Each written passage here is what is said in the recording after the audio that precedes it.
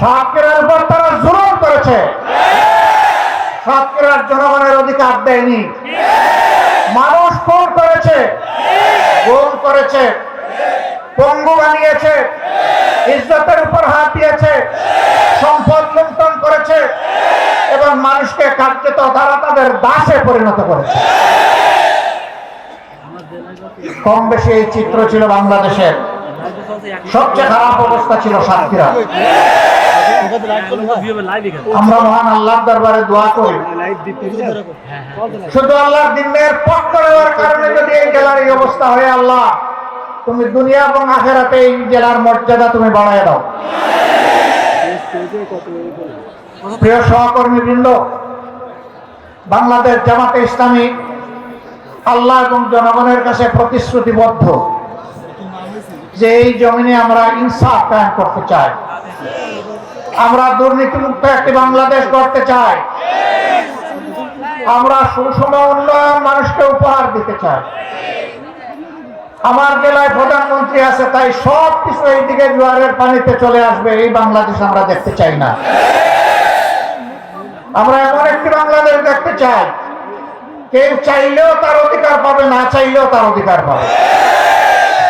আমরা এমন একটি বাংলাদেশ দেখতে চাই যেই দেশে লক্ষ বেকার যুবকের মিছিল হবে না, বরঞ্চ আমাদের যুবকেরা আমাদের সম্পদে পরিণত হবে।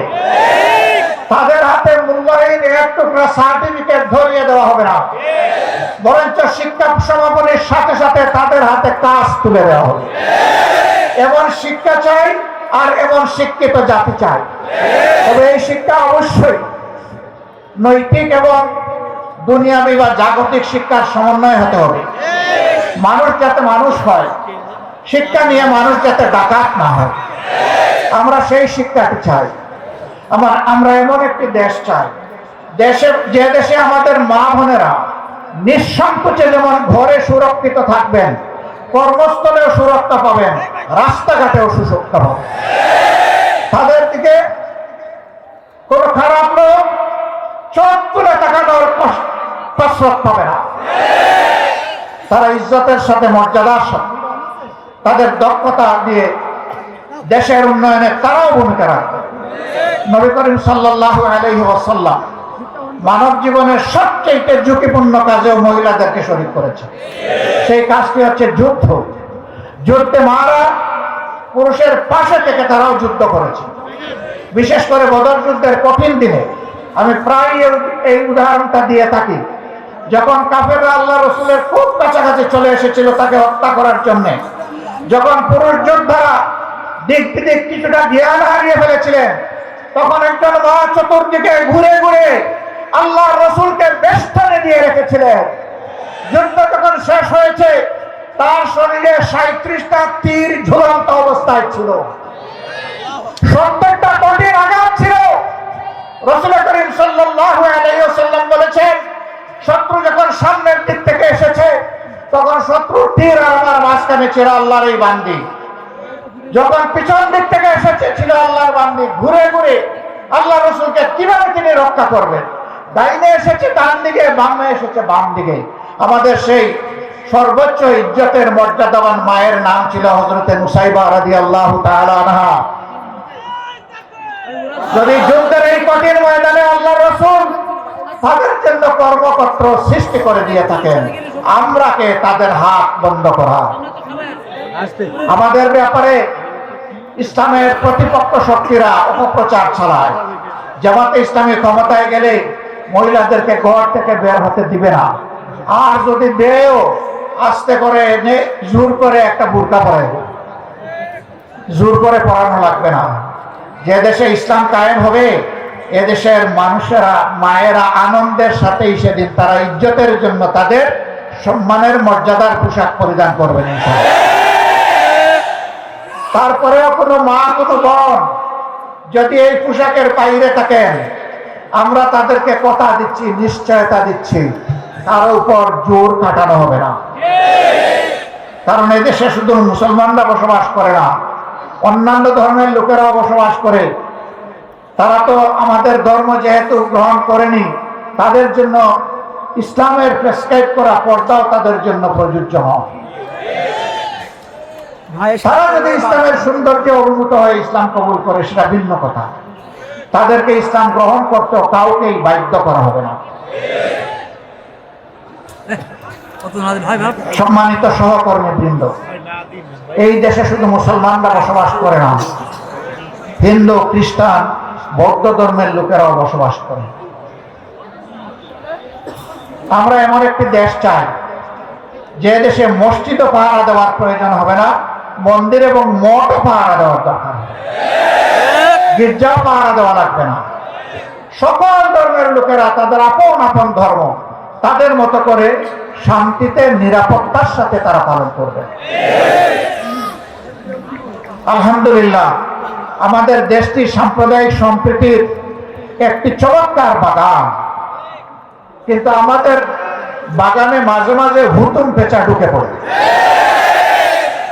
এই হুতুম পেঁচাদের ব্যাপারে আমাদেরকে সতর্ক থাকতে হবে। আমরা এই সম্প্রীতি নষ্ট করতে দেব না। আমরা এমন একটি বাংলাদেশ গঠন করতে চাই যেখানে মানুষকে তার শিক্ষা কিংবা কাজের ধরন দেখে মর্যাদা দেওয়া হবে না, বরঞ্চ প্রত্যেকটা মানুষকে আশরাফুল মখলুকাত হিসেবে মর্যাদা দেওয়া হবে। আমার দেশের একজন পরিচ্ছন্নতা কর্মী, তিনিও আমার ভিআইপি, তারা যদি 3 দিনের জন্য তাদের কাজ বন্ধ করে, আমরা কেউ ঘর থেকে বের হতে পারবো। তাদের এই কাজ, কঠিন কাজ আমি করতে পারবো না, তারা কষ্ট করে এই কাজটা আমাদের করে দেন, আমি তাদেরকে স্যালিউট জানাই। সে আমার ভাই, সে আমার বোন, সে আমার এই সমাজকে চালু রেখেছে। যে ভাইটি আমার রিক্সা চালিয়ে জীবন নির্বাহ করে, ও রিক্সা না চালাইলে আমি আমার কর্মস্থলে যেতে পারবো না, আমি তাকে স্যালিউট জানাই। আমি দেখবো না তিনি রিক্সাওয়ালা, আমি এটাও দেখবো না তিনি একজন অতি সাধারণ কম শিক্ষিত মানুষ, আমি তাকে তার কাজের মর্যাদা দেব। এইভাবে সমস্ত মানুষ, মুটে মাঝি কুলি, যে যেখানে আমরা আছি, শ্রমিক, কৃষক, আপামর জনতা, বিভিন্ন পেশাজীবী, যার যার পেশায় তিনি মর্যাদা এবং দায়িত্ববোধের সাথে দায়িত্ব পালন করবেন ইনশাআল্লাহ। সেই সম্প্রীতির বাংলাদেশ যদি আমরা গঠন করতে পারি, তাহলে এই সম্প্রীতির বাংলাদেশকে রোকার সাহিত্য কারোই থাকবে না। এই জন্য আমরা চাই জাতীয় স্বার্থে দল এবং ধর্মের ঊর্ধ্বে উঠে আমরা থাকবো এক। সেই ইস্পাত কঠিন জাতীয় ঐক্য আমরা চাই, যেখানে উলামায়ে কেরাম মর্যাদা পাবেন, পেশাজীবীরা মর্যাদা পাবেন, সকল শ্রেণী পেশার মানুষ মর্যাদা পাবেন। এই যে 24-এর স্বাধীনতা এসেছে এমনি এমনি আসেনি ভাই। 2006 সালের 28 অক্টোবর স্পষ্ট দিবালোকে লক্ষ্য পরীক্ষা দিয়ে আদম সন্তানদেরকে হত্যা করার পর যখন তাদের নিতর দেহ পড়ে পাচ্ছিল, তখন তার উপর উঠে বিকৃত রুচির ওই খুনিরা তখন তারা লাফালাফি করেছিল। সেই দিন বাংলাদেশ পথ হারিয়েছিল। সেই পথ হারা বাংলাদেশ দীর্ঘ ত্যাগের পর আবার আল্লাহর অশেষ মেহেরবানিতে 2024 সালের 5 আগস্ট আবার তার পথে ফিরে এসেছে। এর মাঝে অনেক রক্ত দিতে হয়েছে। 57 জন কমিটির দেশপ্রেমিক 24 সেনা অফিসারকে খুন করা হয়েছে 2009 সালের 25 এবং 26 ফেব্রুয়ারি ঢাকার পিলখানায় তৎকালীন বিডিআরের সদর দপ্তরে। এরপরে জামাতে ইসলামের নেতৃবৃন্দকে দফায় দফায় খুন করা হয়েছে। 2 জন সাবেক আমিরে জামাত সহ 11 জন কলিজার টুকরা আমাদের মাতার তার শীর্ষ নেতৃবৃন্দকে বিচারের নামে জুলুম করে খুন করা হয়েছে। এই খুনের প্রতিবাদ যারা করেছেন, অন্যায়ের প্রতিবাদ করেছেন, তাদেরকে গ্রামে গঞ্জে খুন করা হয়েছে। আগেই বলেছি, সবচেয়ে বেশি খুনের ঘটনা ঘটেছে এই সাতক্ষীরায়।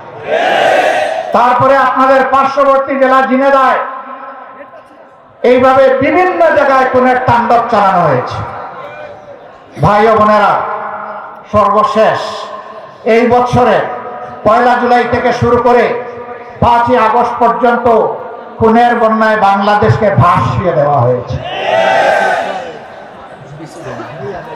বৈষম্য বিরোধী ছাত্র জনতা রাস্তায় নেমে এসেছিল, তাদের হাতে কোনো আগ্নেয়াস্ত্র ছিল না। এমনকি তাদের হাতে কোনো ইট পাটকেলও ছিল না। তারা শান্তিপূর্ণভাবে